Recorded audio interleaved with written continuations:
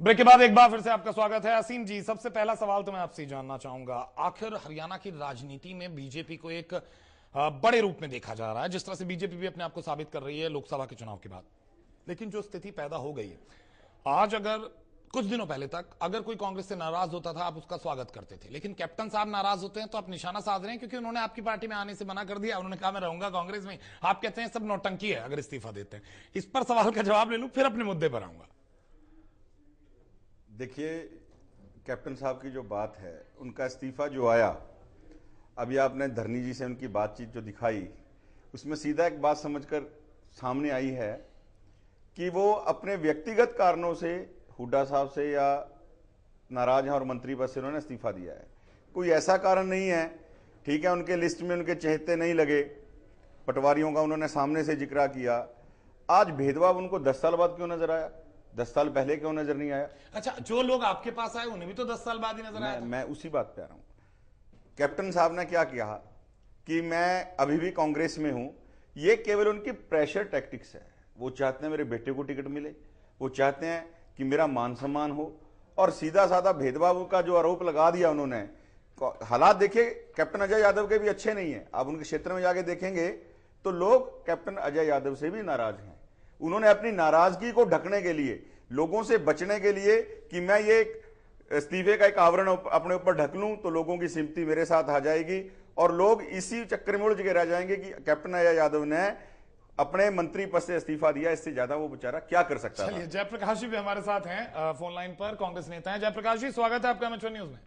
धन्यवाद जी। जयप्रकाश जी, क्या चल रहा है? मुझे ऐसा क्यों नजर आता है कांग्रेस इन दिनों बड़ी मुश्किलात से गुजर रही है, बड़ी मुश्किलें। कांग्रेस कोई मुश्किल से नहीं गुजर रही, कुछ लोग मुश्किल में गुजर रहे हैं जी। कांग्रेस नहीं मुश्किल से गुजर रही। कांग्रेस का मामला ठीक है। हरियाणा में कुछ लोग हैं जिनकी इच्छाओं की पूर्ति नहीं हो पाई, तो वो लोग कांग्रेस को खराब करना चाहते हैं। अच्छा जयप्रकाश जी, एक चीज पूछें, बड़े बड़े दिग्गज नेता कैप्टन अजय यादव, चौधरी बीरेंद्र सिंह, कुमारी शैलजा, और लंबी लिस्ट करूं, किरण चौधरी, श्रुति चौधरी, और लंबी लिस्ट करें, अवतार भड़ाना, इतने बड़े बड़े लीडर, सबकी अपनी इच्छाएं थी कि आज कांग्रेस के खिलाफ नजर आते हैं।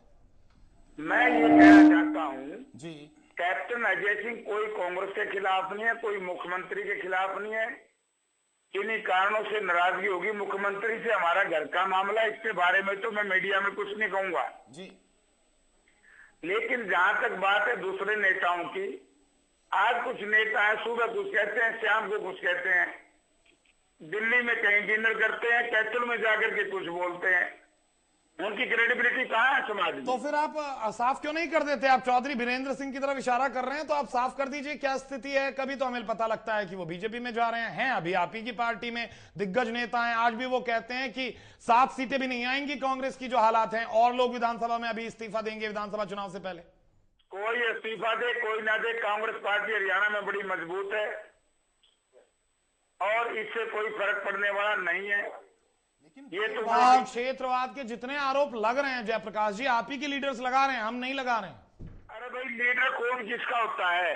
लीडर अगर वो पार्टी के वफादार हों तो जिस पार्टी ने 40 वर्ष तक इनको इतने बड़े बड़े पदों पर विराजमान रखा है और आज वो उस पार्टी के खिलाफ चल रहे हैं, तो पार्टी के वफादार कहाँ हैं? वो तो निजी स्वार्थ के लिए, निजी। आज तो जयप्रकाश जी आप विपक्ष से सहमत होंगे, विपक्ष नौटंकी बता रहा है इस इस्तीफे को। मैं नौटंकी भी नहीं बताऊंगा, ये हमारा घर का मामला है, विपक्ष ने इस पर चर्चा नहीं करनी चाहिए। लेकिन आपकी पार्टी से जो छोड़ता है वो जाता बीजेपी की तरफ ही है। बीजेपी नेता भी हमारे साथ मौजूद हैं, और कहीं ना कहीं जितने लोग आपको छोड़ रहे हैं वो बीजेपी की तरफ जा रहे हैं। आखिर ऐसा क्यों से? बीजेपी के पास उम्मीदवार नहीं है, कोई बुरी बात नहीं है प्रजातंत्र में। आज जो पार्टी के पास उम्मीदवार न, और जिस पार्टी के पास उम्मीदवार ज्यादा हो तो पार्टी उससे ले लेती है। दल बदल का तो चलता रहता है, मैं इसके खिलाफ नहीं हूँ। मतलब आप दल बदल के पक्ष में हैं कि अवसरवादिता की राजनीति करनी चाहिए, इस पार्टी में टिकट ना मिले तो इसमें चले जाएं। जयप्रकाश जी, एक बड़ा थोड़ा सा कड़ा सवाल है, माफी पहले ही मांग लेता हूं आपसे, अगर आपको भी टिकट नहीं मिला तो क्या आप भी बीजेपी में चले जाएंगे? देखो, मैं तो एक बात आपको बताता हूँ, मैं दल बदल के ना तो पहले कभी खिलाफ था ना आज खिलाफ हूँ। जो व्यक्ति चुनाव लड़ना चाहते हैं, अगर उनको टिकट नहीं मिलेगा तो कहाँ जाएंगे? तो मतलब अपनी कोई नीति, अपना कोई अस्तित्व, आप 40-40 साल तक कांग्रेस की नीतियों की बात करते हैं, अचानक से सिर्फ टिकट की चाहत में छोड़ देते हैं। टिकट नहीं मिलेगी तो क्या मंदिर के पुजारी थोड़े हैं जो लोग ये टिकट तो चुनाव लड़ने का सबको मन करता है। इसमें क्या, तो हमारी पार्टी में 5-5, 10-10 उम्मीदवार हैं और भारतीय जनता पार्टी के पास कोई उम्मीदवार नहीं है। अगर हमारे किसी साथी को पता लगता है कि भाई वहां से मुझे टिकट मिल सकती है तो जो टिकट देती है उस पार्टी को विचार करना चाहिए, देना है कि नहीं देना। अच्छा, मतलब आप कहते हैं उम्मीदवार की गलती नहीं है। मतलब अगर कोई आदमी 40 साल तक, कल तक वो कहता है मैं कांग्रेस का भक्त हूं और अगले दिन वो बीजेपी में शामिल हो जाता है तो आपको गलत नहीं लगता? चलिए मैं इसका जवाब एक बार असीम जी से ले लूं। असीम जी, जयप्रकाश जी ने एक अलग सा बयान दिया। उनका कहना है कि टिकट मिलना चाहिए, किसी पार्टी से मिले। आप सहमत नजर आते हैं क्या इस बयान से? ये तो जयप्रकाश जी की अपनी निजी राय है, पर मैं इतना जरूर कहूंगा कि कांग्रेस पार्टी के वकील अगर इतनी अच्छी बातें कर रहे हैं तो पार्टी का क्या होगा, आप सोच ही लीजिए। बिल्कुल जयप्रकाश जी, ये तो कहीं ना कहीं कटाक्ष करने क्या कर रहे हैं आपके ऊपर। ये बेचारे क्या कटाक्ष करेंगे? भाजपा वाले हमारे जो रिजेक्टेड लोग थे उनको तो इन्होंने टिकटें दे दी हैं, तो इन्होंने विचार करना चाहिए। लेकिन आप भी तो कह रहे हैं जिसे टिकट ना मिले वो बीजेपी में चला जाए, गलत क्या है? तो रिजेक्टेड तो वही होता है, बड़ा बड़ा नेता भी रिजेक्टेड हो जाते हैं। कुछ ऐसे भी थे जिन्हें आप देना चाहते हैं, राम इंद्रजीत जैसे, वो भी चले गए। जो लोकसभा में गए हैं उनको किसी को टिकट नहीं देना चाहती थी, इसलिए लोकसभा में बीजेपी वालों दिया है।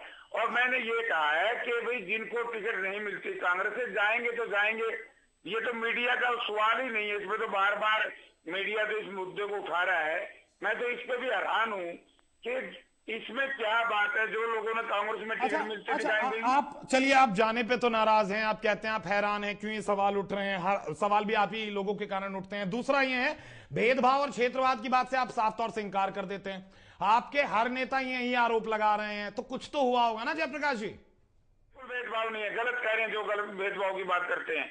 कैप्टन साहब भी गलत कह रहे हैं। बिल्कुल कोई भेदभाव नहीं है, नौकरियों में कोई भेदभाव नहीं है। कोई भेदभाव नहीं है। विपक्ष भी यही बात कहता है कि आपने भेदभाव किया, विकास पूरी तरह से नहीं किया।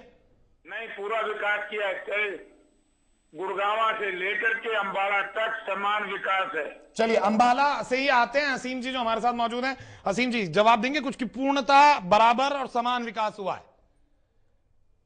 देखिए, मैं इतनी बात कहना चाहूंगा, जो बात आज तक हम कहते रहे, भारतीय जनता पार्टी कहती रही कि भेदभाव का मुद्दा, क्षेत्रवाद का मुद्दा हमने जो उठाया, आज वही बात कांग्रेस के नेता कह रहे हैं। आपने बड़े लंबी नामों की फहरिस्त बताई। कुमारी शैलजा मंच से कहती हैं कि भेदभाव हुआ, मेरे क्षेत्र के लिए कुछ नहीं हुआ। चौधरी वीरेंद्र सिंह कहते हैं केवल रोहतक का विकास हुआ और किसी का विकास नहीं हुआ। कैप्टन अजय यादव ने अभी टीवी पे कहा कि भेदभाव हुआ, और अवतार सिंह बढ़ाना ने कहा कि भेदभाव हुआ। हमारी बात को विपक्ष पुष्टि कर रहा है, कांग्रेस पुष्टि कर रहा है, विपक्ष भी क्या, कुछ सरकार में रहने वाले लोग पुष्टि कर रहे हैं इस बात की कि भेदभाव हुआ। इससे बड़ा प्रमाण हमें देने की और क्या जरूरत है? जयप्रकाश जी जवाब है कोई? मेरे पास जवाब है। मैं इनसे एक प्रश्न पूछना चाहता हूं जी कि भूपेंद्र सिंह हुड्डा की सरकार ने अंबाला में आईएमटी मंजूर किया और आईएमटी की जमीन खरीदने के लिए दफा 4 भी लगा दिया। यही भारतीय जनता पार्टी के लोग थे और यही कांग्रेस के लोग थे, नेता थे, जिन्होंने वहां पर आईएमटी नहीं बनने दिया। आईएमटी यदि बढ़ता तो आज गुड़गांव का नाम आईएमटी की वजह से पूरे विश्व के मानचित्र पर है। आज रोहतक में जो तरक्की हुई आईएमटी की वजह से हुई है। मैं इनसे प्रश्न पूछना चाहता हूं कि आप लोगों ने आईएमटी का विरोध किया और लाखों लाखों नौजवानों को रोजगार वहां मिलता, उनका भविष्य अंधेरे में डालने का काम किया है। यदि सही मायने में देखा जाए तो ये वो लोग हैं जो विकास के विरोधी हैं, नौजवानों के घोर विरोधी हैं। बिल्कुल। असीम जी सवाल आपसे। पहली बात तो जयप्रकाश जी जरा ये बता दें कि ये सवाल मेरे से है कांग्रेस के लोगों से? उन्होंने अभी बीच में कहा कि कांग्रेस के नेताओं ने भी आईएमटी नहीं बनने दी। जिन नेताओं ने तथाकथित आईएमटी नहीं बनने दी उनको आपने केंद्र में मंत्री के पद से नवाजे रखा। अगर आप लोगों को इतना लगता था कि विरोध हुआ और कांग्रेस की वोटें खिसक जाएंगी, युवा लोगों के साथ रोजगार का विरोध हो रहा है, तो आपने उनको मंत्री को बनाया। कुमारी शैलजा ने आईएमटी का मुद्दा उठाया। और दूसरी बात, भारतीय जनता पार्टी ने विरोध किया कि उपजाऊ जमीन किसान पर से लेके उसको नहीं आईएमटी बनने देना चाहिए। बंजर जमीन के ऊपर आईएमटी 1 छोड़ो 10 लगाएं। भारतीय जनता पार्टी इस मुद्दे पे कांग्रेस का साथ देगी। परंतु अगर किसी किसान से उसकी उपजाऊ जमीन छीनने की बात आए तो भारतीय जनता पार्टी इस चीज के हमेशा खिलाफ है और खिलाफ रहेगी। चलिए मैं यहां जयप्रकाश जी एक छोटा सा ब्रेक ले लेता हूं, ब्रेक के बाद वापस लौटेंगे, इस पर चर्चा जारी रहेगी। हमारे साथ ऐसे चंडीगढ़ से भी हमारे मेहमान जुड़ गए हैं, उनके पास भी चलेंगे, लेकिन एक छोटे से ब्रेक के बाद।